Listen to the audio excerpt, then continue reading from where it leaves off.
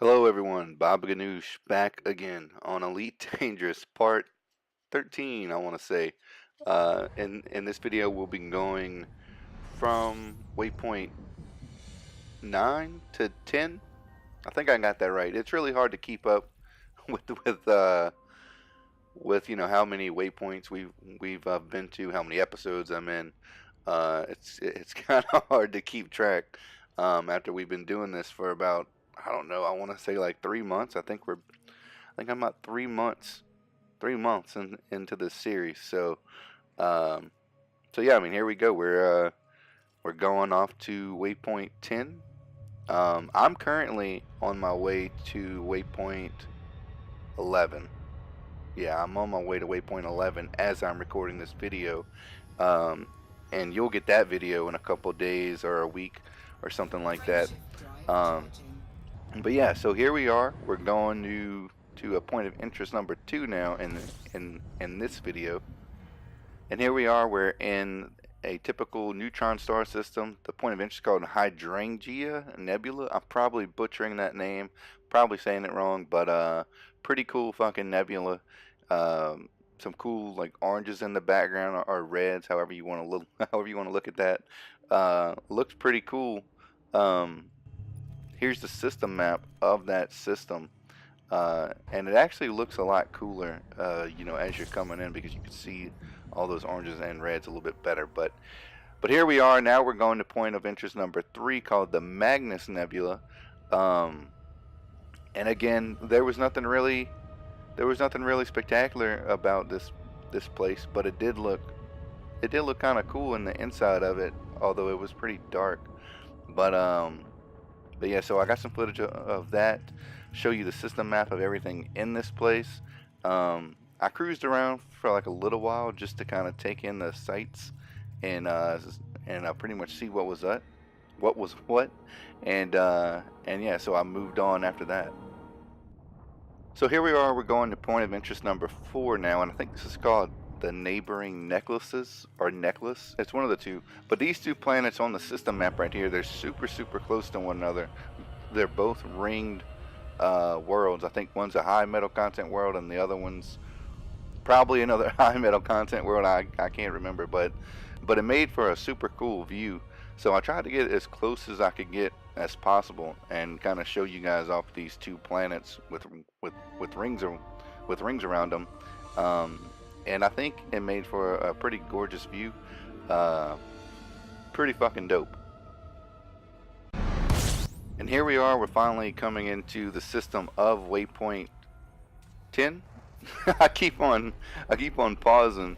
As I say, yeah, okay, waypoint 10, the Morphineal Nebula. I'm probably saying that wrong. Probably not saying it in a good way, but yeah, it has a nebula in the background that you can faintly see. This waypoint has a cool little story to it. So here you see me actually mapping the planet of the base camp for waypoint 10, and these base camps are usually located at certain geo sites on the planet, and in order to find them, you either have to know the exact coordinates and know how to get to that coordinates, or you have to map the planet and actually go to that said site. So if you pause the video at those Xbox messages in the game, there was a guy and he said, that he can't find a base camp, that he didn't know where to go.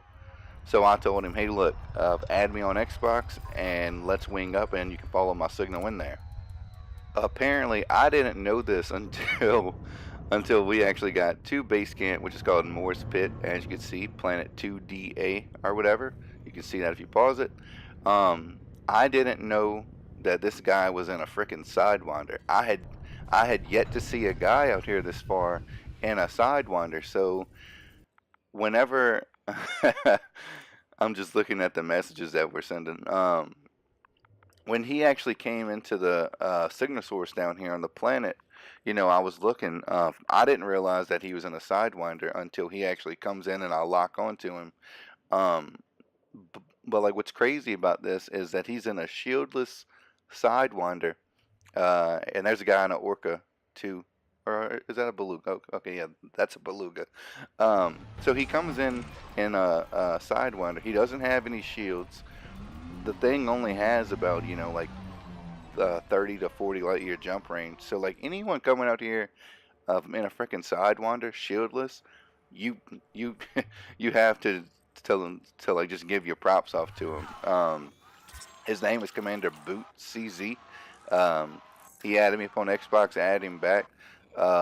Pretty cool dude. Me, him, and a couple other guys stayed out here, hanging out and just kind of, you know, just just like doing silly stuff for like a good while. But so yeah, like this is whenever I actually locked on to his ship, and I'm looking and I'm like, wait, he's in a Sidewinder. And you know, like to some people this might not be all that exciting, but I thought it was really fucking cool because at the moment, you know, we're like, you know, 40,000 light years away from the bubble of maybe 35,000 or something around those numbers, which is crazy. I mean, you know, coming out here 40,000 light years in pretty much any ship is an achievement to be had, but I think that coming out here in the first ship you get, a Sidewinder with hardly any module space or shields, that's something that I think that your hat should be tipped off to. So uh, props off to you, Boot CZ, if you watch this. You're fucking nuts for coming out here in that ship. And hopefully you actually make it to Beagle Point. So, but yeah, anyways, this video is coming to a close soon. In the present time, as I'm making this clip, we're actually on our way to Waypoint 11, and we're getting super close to Beagle Point itself. I don't think it's far away at all. So I think we got about maybe 2 or 3 more episodes of this to do, and then we're there. So hopefully I'll see you for the next leg of the journey. Peace.